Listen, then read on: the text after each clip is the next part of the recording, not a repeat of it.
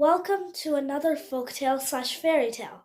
The folktale/fairy tale we're going to do today is The Elves and the Shoemaker. Now I'm going to tell the story of the elves and the shoemaker. Our story starts with a shoemaker and his wife who were very poor, but they had enough leather for one pair of shoes. The shoemaker cut the leather for a pair of shoes and put them on the workbench.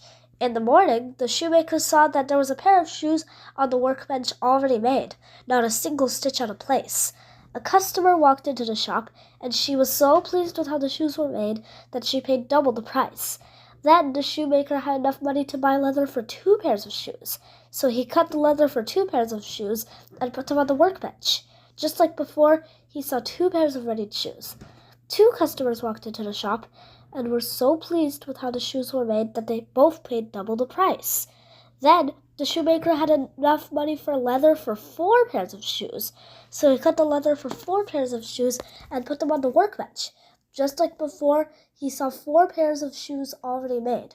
4 customers walked into the shop, and just like before, were so pleased with how the shoes were made that they paid double the price. Then the shoemaker and his wife became very rich, and even though they were grateful for their riches, they still wondered who was responsible for this. So the shoemaker told his wife that they would stay up that night to see if anybody comes into the workshop.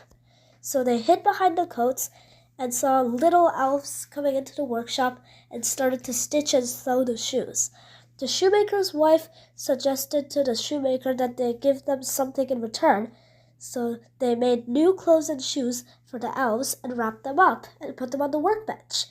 That night, when the elves returned to the workbench for another night of work, they saw wrapped presents instead. They opened them and found the new clothes and shoes.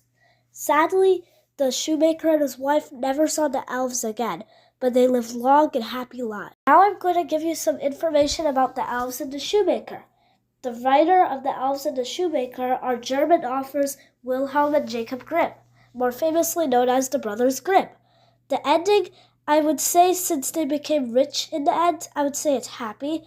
And the lesson is that if you help others, they'll help you in return, most likely. And that was the story of the Elves and the Shoemaker. So if you like the story, like and subscribe.